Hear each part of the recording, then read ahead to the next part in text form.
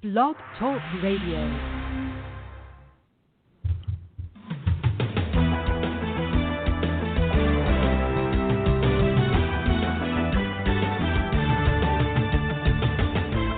Fulfill Radio, a voice you can trust. Broadcasting live presents Two Guys and a Bible with Don Preston and William Bell. Join us each week at 7 p.m. Eastern, 6 p.m. Central as we bring you exciting, sound, challenging, and comforting messages regarding the end times. Thank you for tuning in today. Don Preston is the founder of Preterist Research Institute, or PRI. Don is a prolific author, having written and published 19 books, a host of audio and DVD studies, and is a debater and defender of the full preterist view. His websites are BibleProphecy.com, Eschatology.org, and DonKPreston.com. William Bell is the founder of AllThingsFulfilled.com Ministries and has a website bearing the same name, and has authored 3 books, audios, and DVDs. He has published hundreds of articles and recordings. And now, ladies and gentlemen, welcome to Two Guys and a Bible broadcast with Don Preston and William Bell.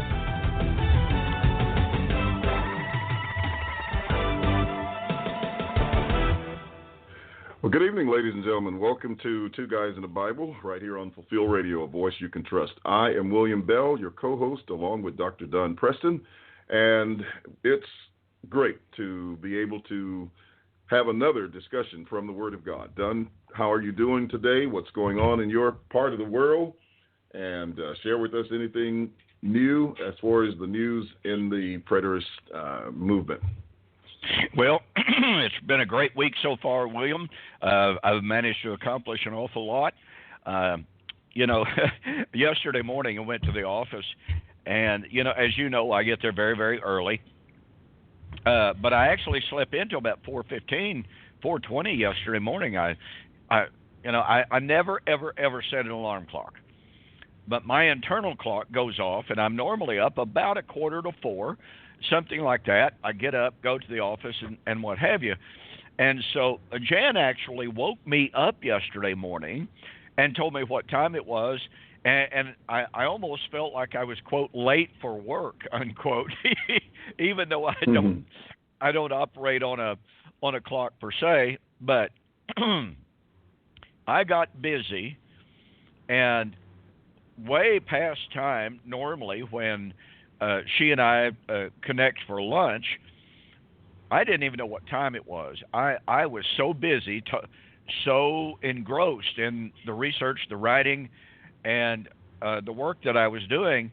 I literally had no idea what time it was until finally I decided, well, I've just got to go to the post office, and I've got to mail some books and what have you. And, of course, then I remembered then it was Martin Luther King Day, and I couldn't go to the post office. I couldn't mail the books.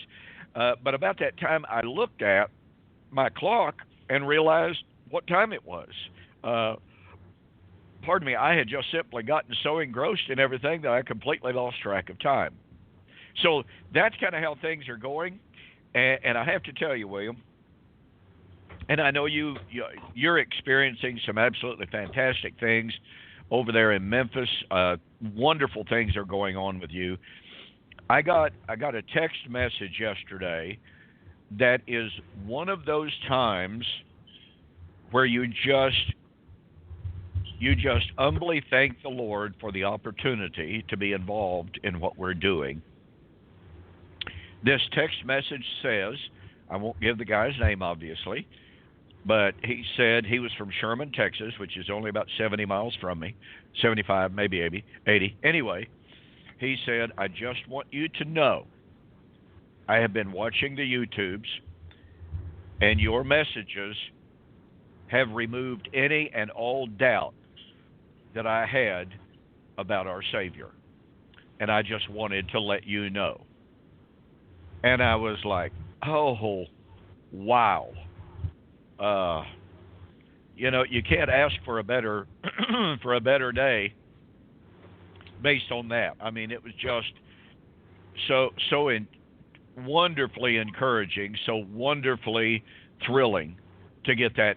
Just a simple message, not a lot of other comment, but that was sufficient.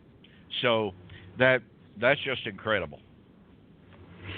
Well, that's very good. It's always good to have those kind of messages coming in, and especially when you know it's life-changing for people as they listen to the Word of God being taught, and they come to this awareness and appreciation for the Lord Jesus Christ, and hopefully if that leads them to a change in their life and a commitment to serve Him, that's really awesome. And it again, as you say, it shows the power of what's going on.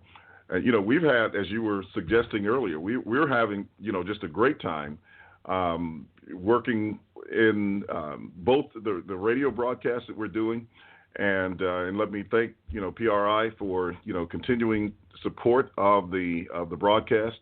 And it's reaching people not just here in the United States, but because of the outreach on social media with Facebook and possibly Twitter as well, we're reaching people that is, outside of the United States.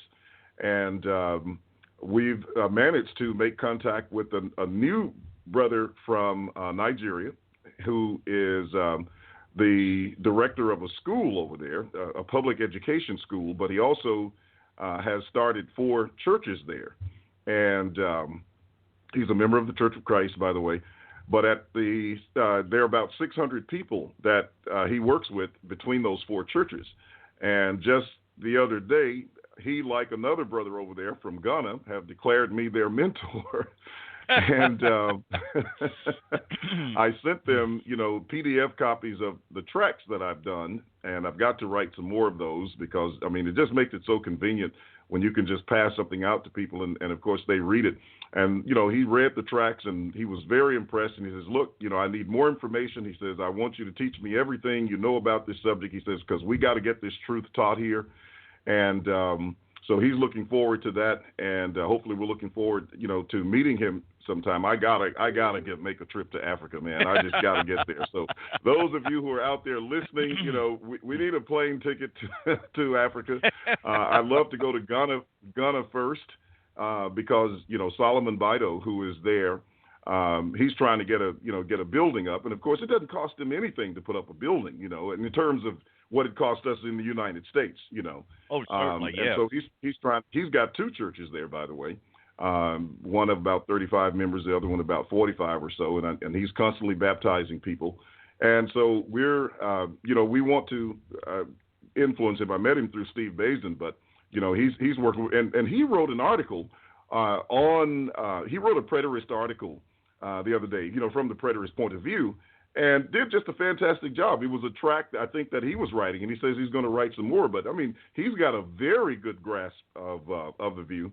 And he's been in it a little bit longer than this new brother, but and is doing a great job. So he articulates it very well. He writes me pretty much every day, and I don't know if you've contacted him and talked with him before, but he's pretty sharp, and he's asking about the deeper things in the Word of God at this point, in terms of what he's studying. But it's very exciting to see that. We've also got contacts in the Ivory Coast and Kenya. And, I've been studying with this lady, she listens to the broadcast a lot, but at first, her background was Seventh-day Adventist. And so for a long time, she remained that way. And then finally, she said, I get it, I see it. And so now she's saying, she's almost fed up with trying to go to some of the churches around there because of, the stuff that they're teaching.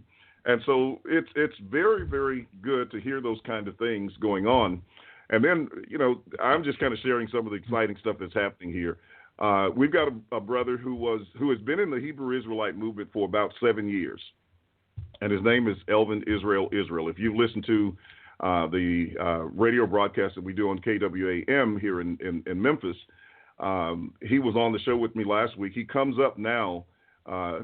He tries to get here on a weekly basis, and he's got 6 girls. So they got a pretty good-sized family, and so he brought them all up, and they all spent the night with me this past Saturday, and we all went out to dinner on Sunday. But he comes up so we can go out and do door knocking and do other studies. This week we had a meeting scheduled with another Hebrew Israelite that had actually heard the debate between me and Captain Tazariak, who is out of the One West camp of IESUPK in Harlem. And that debate was heard by about 60 to 70,000 people, might be growing there. But Elvin heard that debate, and he had decided he was going to refute what I was saying. So he started out that way, and he said he listened to it 5 times, and after 5 times he was convinced that I was teaching the truth. And and now, Don, this young man is he's incredible. He gets on Facebook every day and teaches the preterist view. He has influenced several people, and we're in a class with them now, and the class is growing every single week. We do a class on Monday night, and it's growing every single week with attendees from the Hebrew Israelite movement. And we've got one gentleman who is also from Nigeria. We talked to him, and he has expressed a desire to come to Memphis.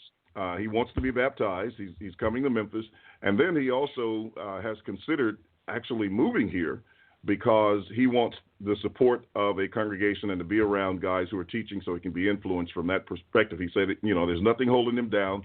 And so we're just excited about that. They're going to be, Elvin and his family are going to be joining our congregation very soon. And so we're again, excited about that. And this guy comes in, he's got a lot of background in the Hebrew Israelite movement, in the arguments and methodologies that they take on Scripture. So that's a great plus, and I'm learning quite a few things from him as well. His background is, he's a truck driver, but he is also a licensed teacher.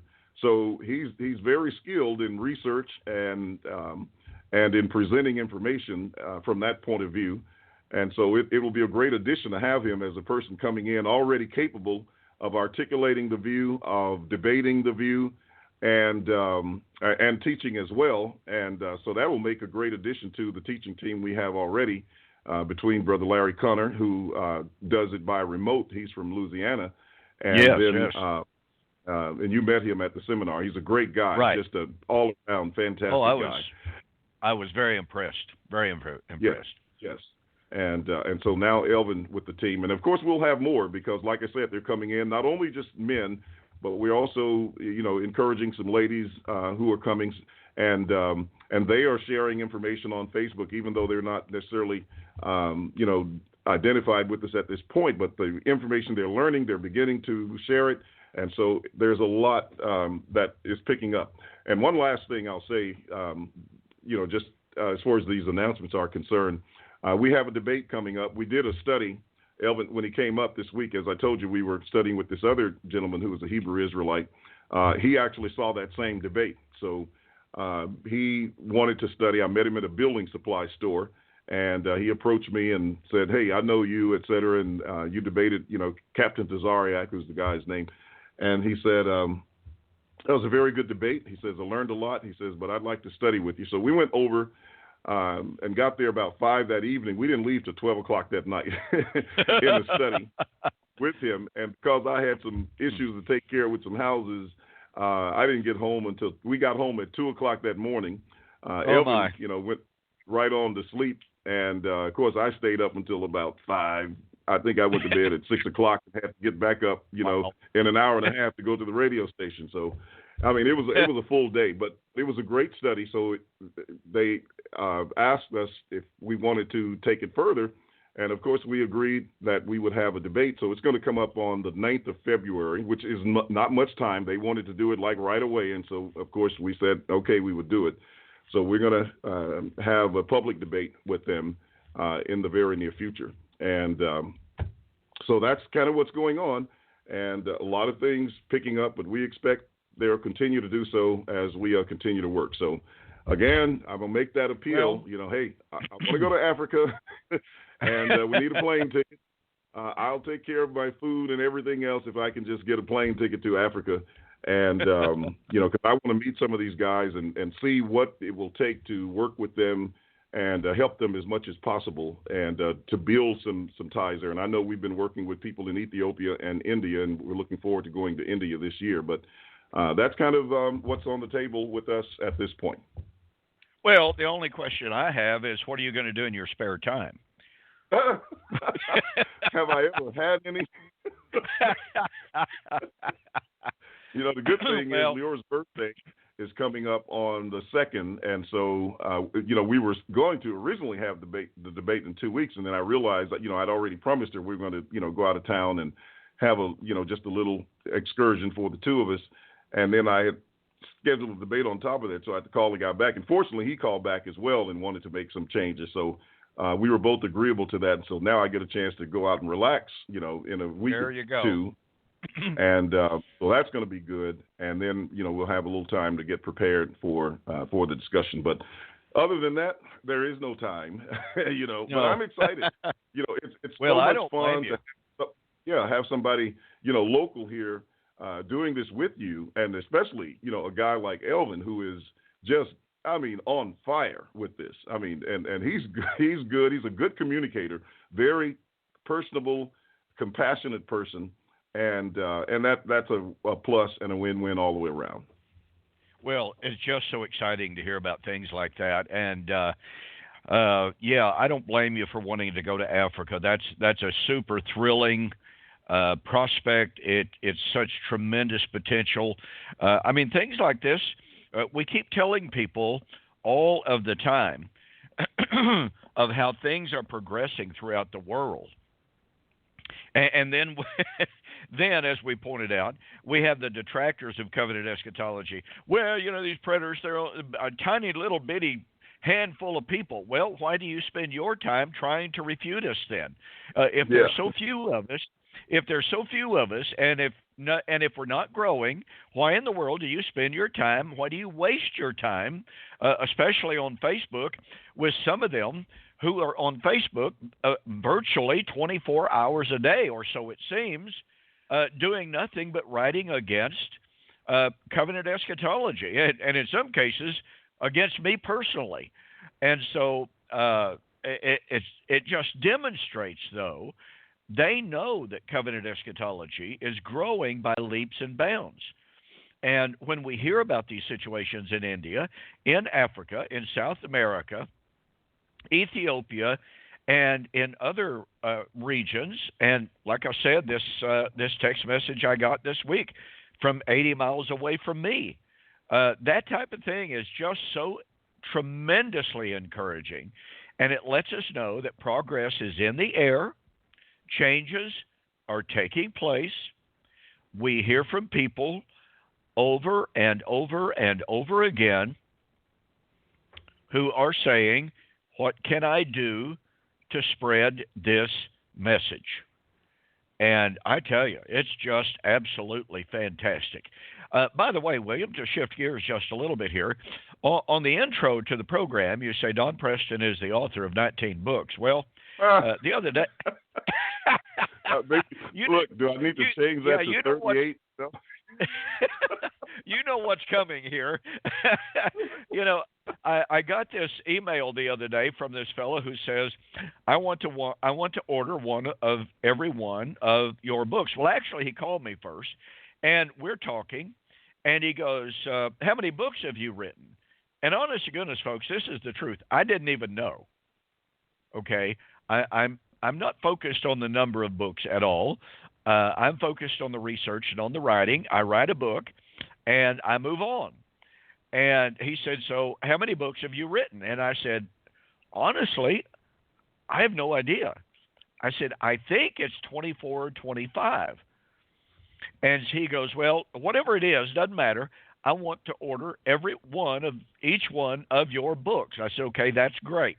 Tell you what I'll do. When I get home, I'll have my wife, run an invoice. And so my wife came in and handed me an invoice, and it listed 30 books. And I said, have I written 30 books? Yes. And she goes, well, count them for yourself. And I said, well, I guess that actually has to be amended to 31 because I published a Kindle book, strictly Kindle, just last week, entitled The Gospel of Destruction, which is selling pretty well, as a matter of fact. It was kind of an experiment. I've never done just strictly a Kindle book before. And so I produced it, put it on Kindle, and it's generated some good interest. But now I'm in the process of getting ready to publish this book on the death of Adam and the life of Christ. So you're going to have to make this intro to where you can edit that about every other week, William. Well, you know what? I think I'm going to prophesy with the next one, so I'm just going to say 100 books, and then you just have to fulfill it. Okay, I'll work on that. I've in addition to the one that we're getting ready to do, and you know, all I'm waiting on is a foreword right now. But anyway, as soon as that was published, I've got 2 or 3 others in the quay, and but I have promised myself, and I promised a lot of people, by the way, that I was going to focus on my book on the Sabbath. So I'm really, really going to get focused on that book on the Sabbath as soon as the one on the death of Adam and the life of Christ is finished. But anyway, yeah, I couldn't help but laugh as I listened to the intro tonight, where it said he's authored 19 books. And I go, whoops. Yeah, that's been a few years ago, so it's about time. We'll do a new one and upgrade. All right. Yeah. Well, it's great to share, and it's great to hear of the progress that is being made with covenant eschatology, preterism throughout the world. Of how, as you mentioned at the very first, it truly is changing lives. It's restoring people's faith in the Lord, His Word. You know, in spite of all the distractions that are out there, in spite of all of these voices, if you want to call them that, on Facebook, for instance, of people who claim that they were preterist at one time, and now they've abandoned it. And they get on there day after day after day after day, posting what they claim are irrefutable arguments. And yet, folks who are preterists, and let me tell you, there's some really sharp preterists out there. Oh, there really are. I'm telling you, there are some guys out there, and I sit and I read those posts, and I'm going, I don't need to answer anything. These folks have blown that completely out of the water. And so it's that is impressive. And it's thrilling when you see all of these different voices that are out there defending the truth and just blowing holes in the objections by our adversaries. And you feel so encouraged, because as you can well remember, William, there were times in which there were extremely few voices like ours out there, and now they're literally everywhere. They are literally everywhere. I see new videos popping up on Facebook from people that I don't know, all the time. I mean, not Facebook. Some on Facebook as well, but on YouTube as well. So the number is definitely growing. I am amazed at the new faces, the new voices, the new names that just pop up seemingly on a daily basis. And you watch some of those and you're going, whoa, that was good. Now, yes. Some of them are admittedly not the greatest communicators in the world, but they're adding their voice to the choir, That's right. as it were. And they have an influence and a reach that we don't have, and exactly so right. it makes a difference. That's exactly what I started to say. Every new voice has an audience that you and I cannot reach, that might not listen to us, and so every voice that is added, what's that old saying, kicks the can down the road just a little bit more. I'm too young to know. Listen at that. Okay, I'm going to log off now and let you do this show, young man.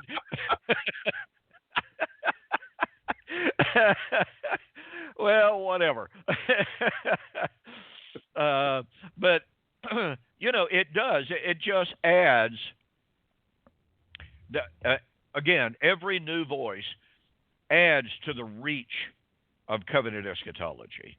And it's just absolutely fantastic. So, we normally take some time here at the beginning of each one of our programs to share with our listeners what's going on. And they appreciate that. I hear from them. It's so cool to hear about what's going on. Many of them, say such things that it's just great to hear of what's going on in the world, how it's spreading, how it's growing, etc. And so that's one of the reasons that William and I take this time in order to share with you, in order to let you know that, you know what, you might be the only person in your immediate area. That does not mean that you are alone. There is a preterist community that is growing. It's growing rapidly. And there are other folks. William, Jan and I recently had the privilege of attending a preterist fellowship in Oklahoma City. And we were astounded.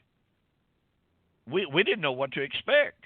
The leader of that, the organizer of the get-together, he was a man that I knew his name, and he sent us an invitation because some good friends of ours, Dale and Marlena Robbins, whom you know, had told him, reach out to Don, get him up here, invite him. He may not be able to come because he's so busy, but at least send him an email and let him know. And so he did, told us where it was going to be, and since it was going to be held at a barbecue restaurant, well, hey, how could I turn that down, right? So it happened to be a weekend that we did have open, and so Jan and I went up there, and there were 30 people there. Wow, that's really good. Yeah, spread out all over Oklahoma City and surrounding communities. And I have sent him since then, because I think, if I'm not mistaken, it's this weekend. They've got another get-together plan. And so I sent him the names of two couples from Oklahoma City that are preterists, that are close friends of ours. And so they're going to try to get them to attend as well. But they seem to continue to grow. And that's really, really encouraging. And these are people from every imaginable denominational background. And so naturally they're going to go through some growing pains, through some adjustment pains, but that's okay. They have a mutual love for one another, a mutual love for the truth, and they're going to try to work through those issues. And so, that was just super, super exciting. And what was really, really exciting to me, William, when he introduced me, he just asked, how many of you here know of Don Preston? Well, out of a group of 30, there were probably 10 people who had never heard my name before. They had almost come to the view of preterism on their own, through their own studies. And I asked them, wow, how did you come to these views? Well, I was just reading the Bible.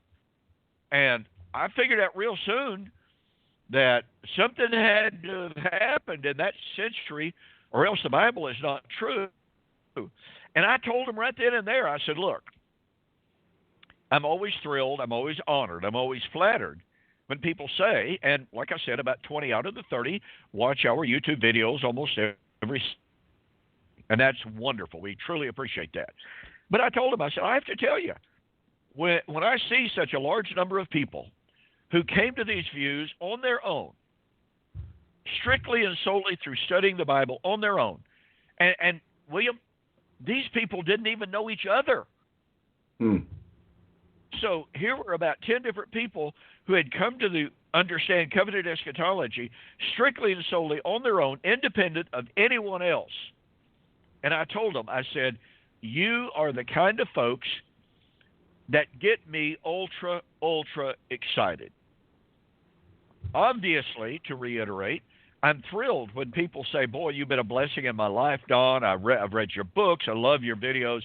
But when I hear from you, the people who studied on your own, came to your own conclusions, independent of anyone, that is awesome to me.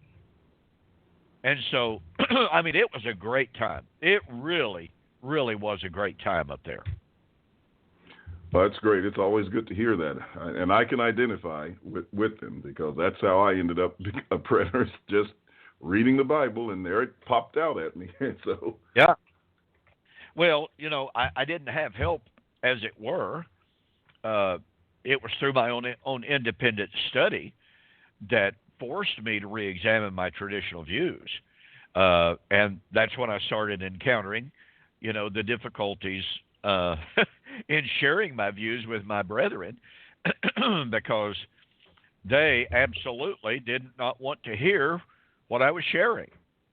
Just didn't want to hear it and warned me about it, threatened me, et cetera, et cetera. And I was like, guys, what's the problem here? All I'm doing is studying the Bible. Well, you just can't do that. No, you just can't do what you're doing here. So anyway, that's just a tiny bit of what's going on, and it's just so thrilling to know those kind of things, and to meet all these new people that I'd never met before, brand spanking new people to get to know and to share the message. And they were kind enough to ask me to make a few comments, and I did. And believe it or not, I didn't speak for 30 minutes. I just gave a few comments and about. They wanted to know about my personal journey mostly. That was the question that they asked from the floor. How I, coming from the Church of Christ background, had wound up, you know, believing what I do, and so that's kind of what I shared with them. But it was just an absolutely great time. It really was. Well, that's exciting. That's very good, and hopefully, you know, we'll hear a lot more from that group in Oklahoma City. Yeah, boy, I hope so. Well, okay. Well, we've talked for half of our hour here, William, sharing these wonderful, exciting news bits about what's happening in our world with our audience. So let's get back to Isaiah chapter 4. We've been going through Isaiah chapters 2 through 4. Pardon me. In our study of the Messianic Temple, demonstrating that Isaiah chapter 2 and following shall come to pass in the last days that the mounts of the Lord's house shall be established in the tops of the mountains and exalted above the hills.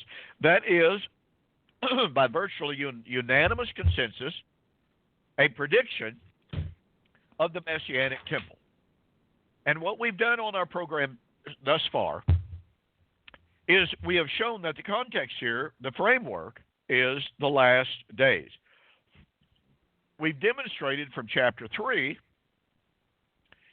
and by following all of these references to in that day, that this last days framework is the time of judgment on Israel. It's not about the end of time. It's not about the judgment of the church. It is about the last days of Israel, a time of famine, a time of warfare, a time when the men of Israel would fall by the edge of the sword. Chapter 3, verse 25, which, as I've pointed out, Jesus echoes in Luke 21, verse 24 and 25. So we've come into chapter 4, and we've shown that the same connective term, phrase, in that day,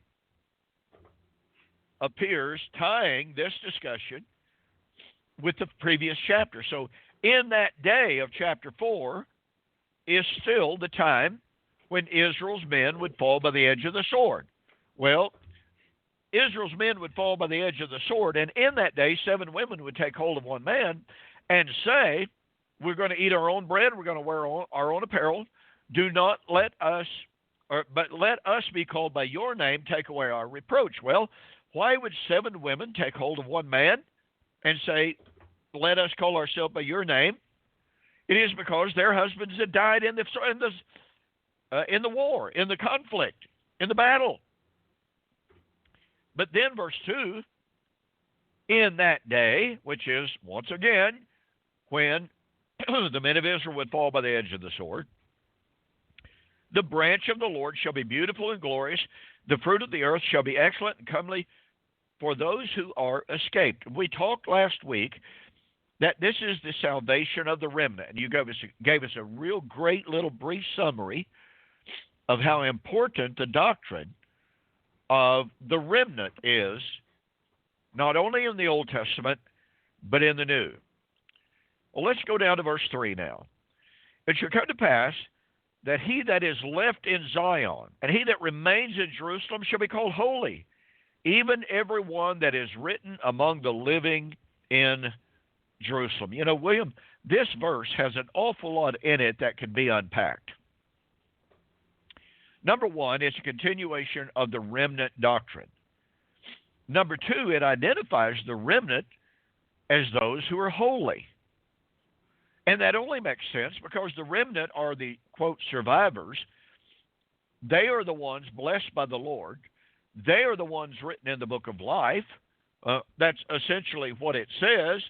They shall be written among the living in Jerusalem.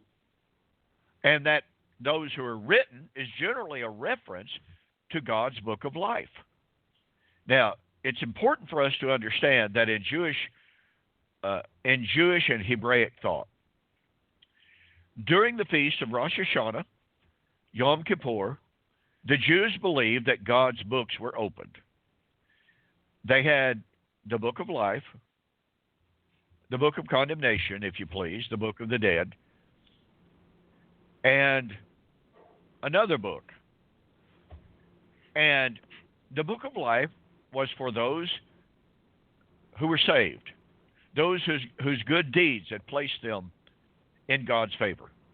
The book of death, as we might call it, is for those whose wickedness had placed them outside of God's favor.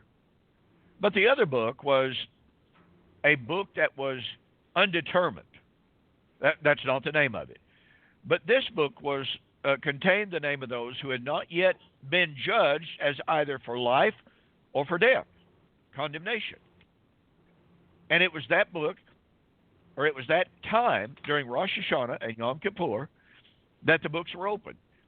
And Edersheim says, along with several other scholars and ancient sources, Edersheim says that the Jews believed that during Rosh Hashanah and Yom Kippur, not only was Israel judged, but the entire world was judged.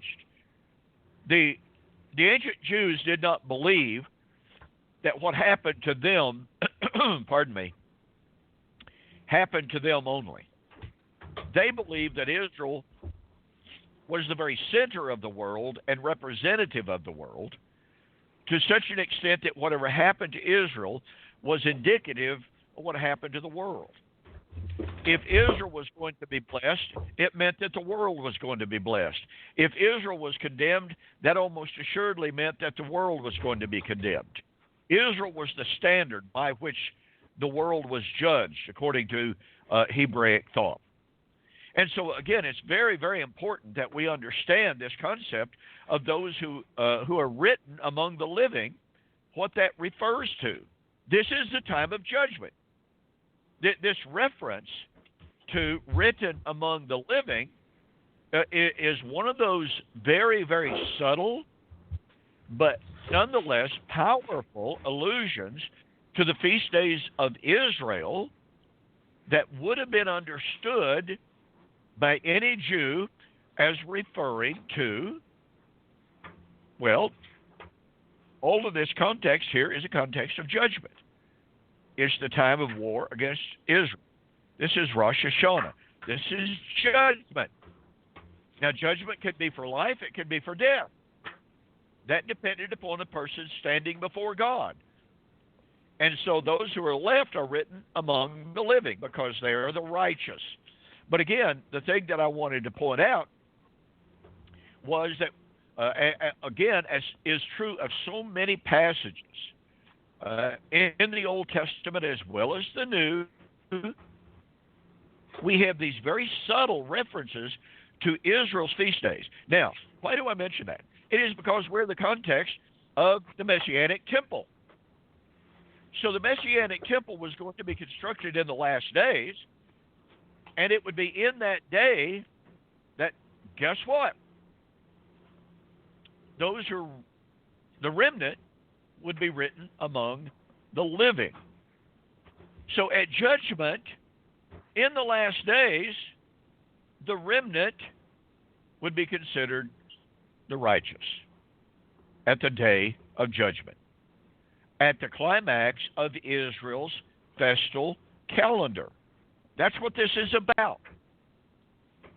And so,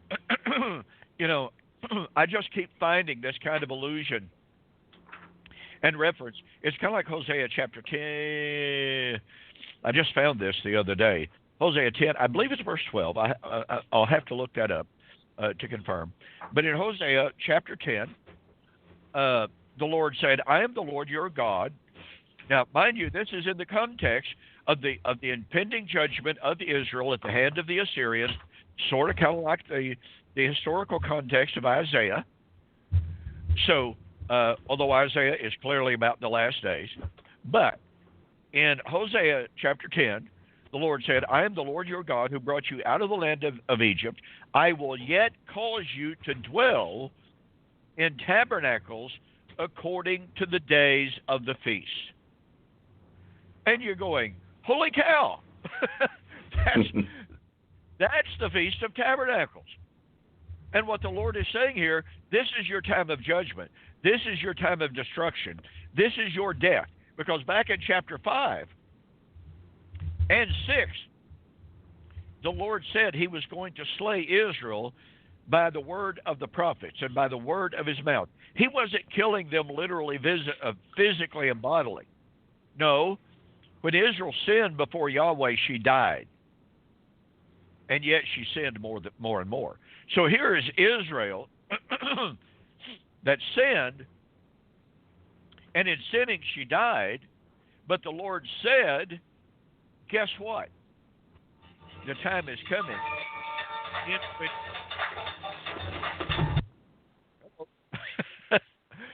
in which I will cause you to dwell in booths, in the tabernacles, according to the days of the feast. Well, what did Sukkot, what did the Feast of Sukkot symbolize? What did it foreshadow? Resurrection. So, we have both Isaiah predicting the time of Israel's, the salvation of the remnant, being written in the book of the living.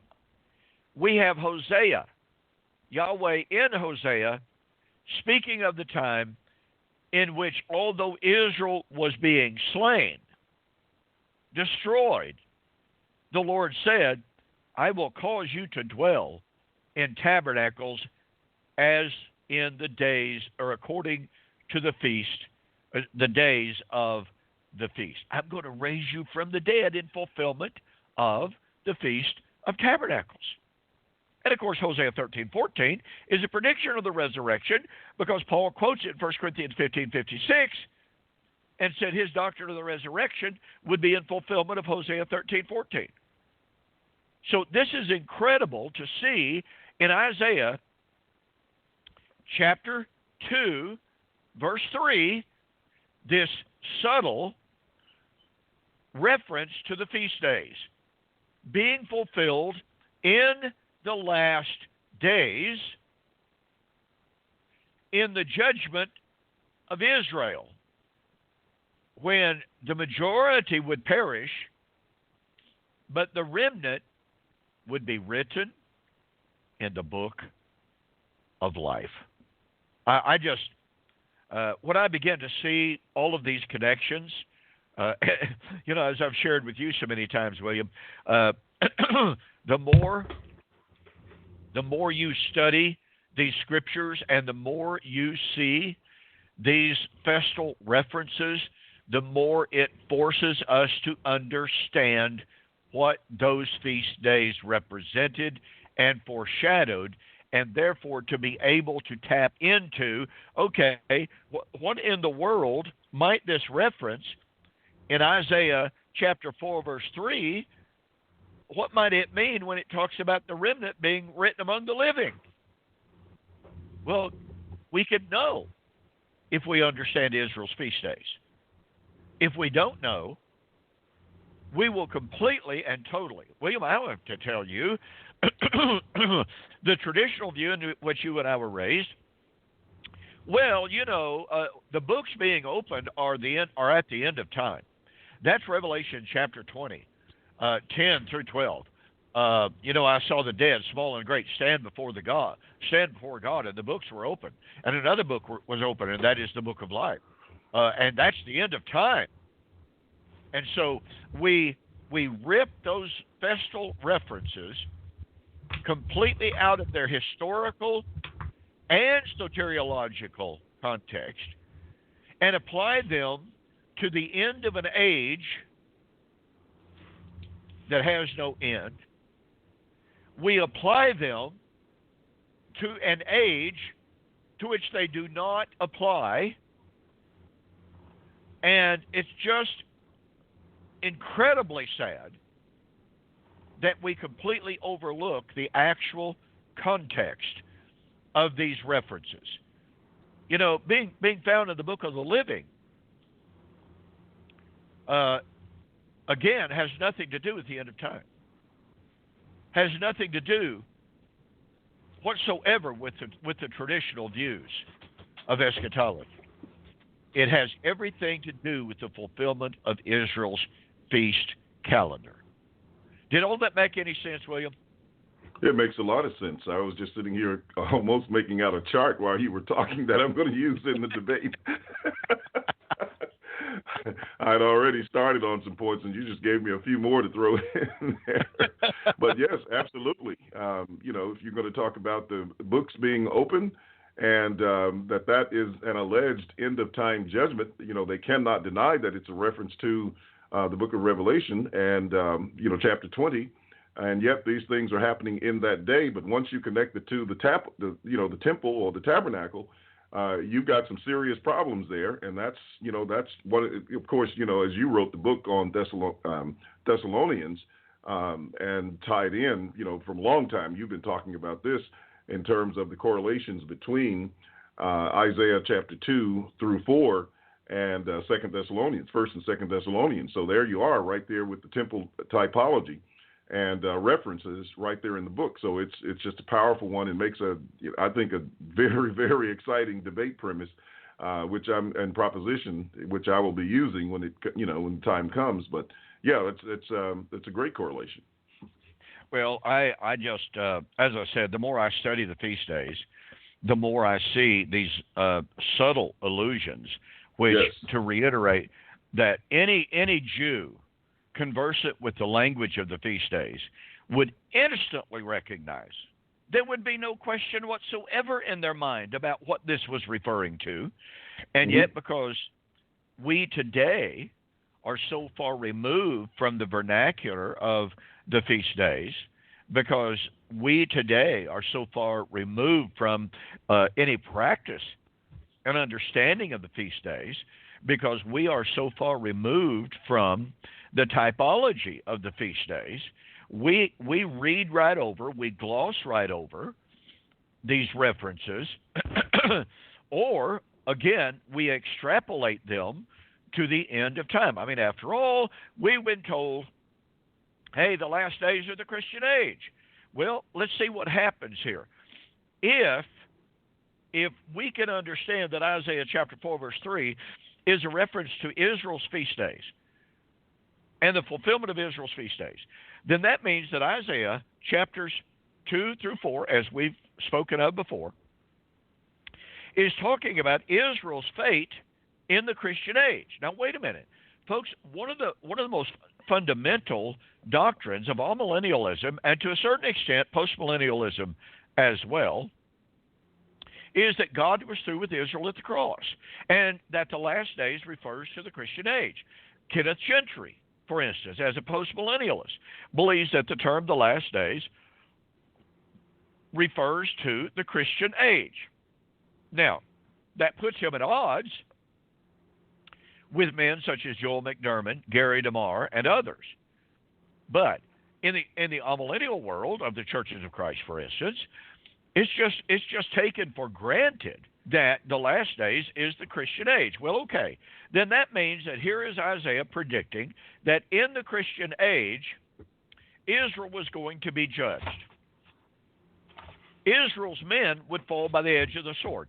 Why in the world is God predicting the fate of Israel during war in the Christian age if he was through with them at the cross? I mean, after all, if he's through with them, he's through with them, right? That's just what we've been told. But why is God saying that Israel's feast days, the fulfillment of Rosh Hashanah and Yom Kippur, the opening of the books, and the salvation of those written in the books, why is God saying that was going to take place? The fulfillment of Israel's feast days in the Christian age. Wait a minute, folks. In the Churches of Christ, in the amillennial world as a whole, and in the postmillennial world, and by the way, even in the dispensational world, it is claimed that the law of Moses was nailed to the cross. It passed away. Thomas Ice says the law of Moses was completely fulfilled and done away with in the first century. Well, wait a minute. Here is Isaiah chapter 4, verse 3, talking about the fulfillment of the law of Moses, i.e. the feast days. Talking about the fulfillment of the law of Moses. How can you argue that the law of Moses was done away with and yet understand that Israel's feast days and the opening of the books at those feast days was yet to be fulfilled in the last days? Every event of Isaiah chapters 2 through 4 belongs in the last days.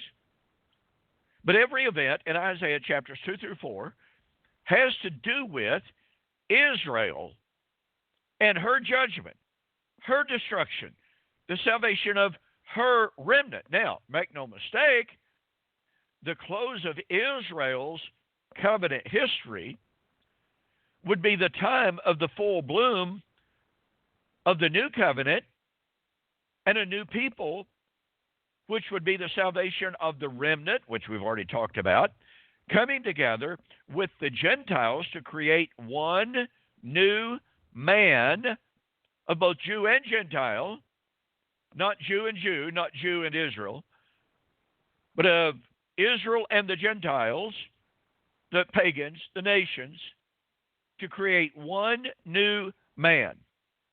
Not a man of blood, not a man of the flesh, but a new creation based upon faith in Jesus Christ. Only those who are of faith are the seed of Abraham. Galatians chapter 3 and verse 6. And so once we begin to tap into this concept that Israel's feast days, as I stated a few moments ago, Israel believed that what happened to Israel during her feast days happened to the world because Israel was a representative of the world. God judged the world through Israel. If we understand that and we see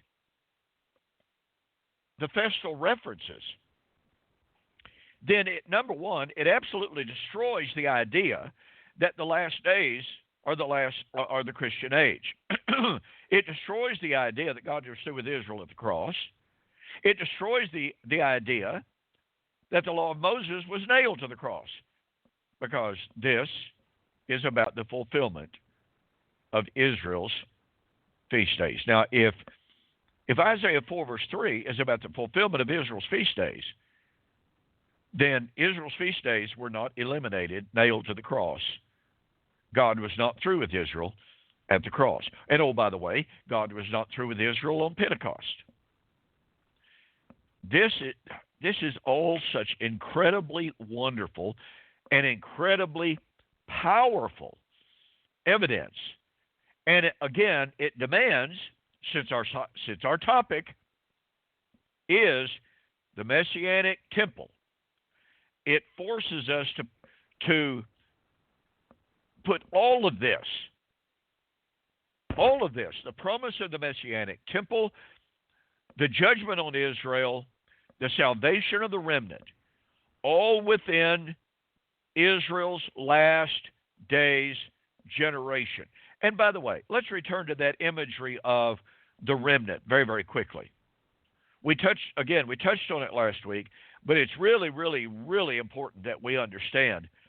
Paul in Romans chapter 9 through 11 discusses the salvation of the remnant.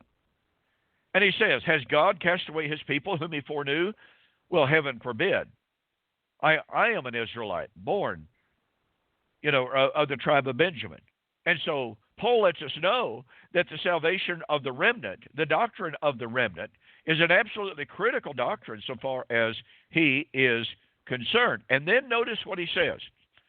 As he discusses the salvation of the remnant, he says in chapter 9 and verse 28, after quoting from Isaiah chapter 10, verse 20, and the promise of the salvation of the remnant, if the Lord had not left us a remnant, we would be like Sodom. We would be like Gomorrah. And the Lord promised, a short work will the Lord make on the earth. So what does Paul tell us about the salvation of the remnant, that process of the salvation of the remnant that was going on in his day? He said, well, the Lord's not going to extend it. It's not going to be a long, drawn-out process of bringing Israel's covenant history to its close and opening up the vistas of covenant reality to all nations, any nation, all nation, any man and all men. The Lord will make a short work upon the earth. God was going to complete the salvation of the remnant in the last days of Isaiah, chapters 2 through 4. The salvation of the remnant is not an ongoing 2,000-year process. It is a process that was begun in the first century and came to a climactic close because, notice, the salvation of the remnant in Isaiah chapter 2 would take place at the judgment. When would it take place? In the day when Israel's men would fall by the edge of the sword. Let's not forget what Jesus applied that to.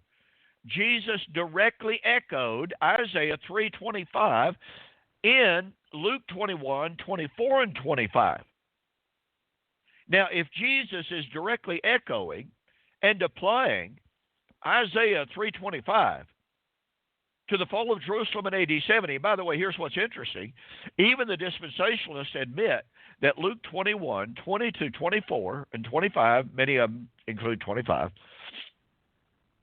if it's admitted that Luke 21:20 through 24 referred to AD 70 and the destruction of Jerusalem at that time, then since Jesus is quoting, citing, alluding, echoing Isaiah 3:25 and applying it to AD 70, then guess what that demands? It demands that the remnant was saved by AD 70. That means that the salvation of all Israel of Romans 11:25 to 27, which is the completion of the salvation of the remnant. Paul doesn't change from a doctrine of the salvation of the remnant, Romans 9:28, to a doctrine of the salvation of comprehensive all Israel. No, he is talking about the completion of the salvation of the remnant in Romans 11:25 to 27. And so all of this, remember, all of this has to do with the doctrine of the Messianic Temple. Oh, and by the way, the Messianic banquet is included in that as well. So once we understand, if we can begin to truly grasp Isaiah chapters 2 through 4, the framework, the context, then it is absolutely inescapable that the Messianic Temple was established in the last days of Israel that came to their end, the fall of Jerusalem, in AD 70, when the men of Israel fell by the edge of the sword. Well, folks, we're out of time for this evening. I want to thank you so very, very much for joining William and me here on Fulfilled Radio, a voice you can trust, and two guys and a Bible. William, great to be with you. Great to hear of your exciting news over there. Keep up the fantastic work, my friend. And, folks, good night, and God bless. Thank you for joining the Two Guys and a Bible radio broadcast. On behalf of Dunn Preston and myself, we'd like to say have a very pleasant day, and may God bless. Until next time, we'll see you on Fulfill Radio, a voice you can trust.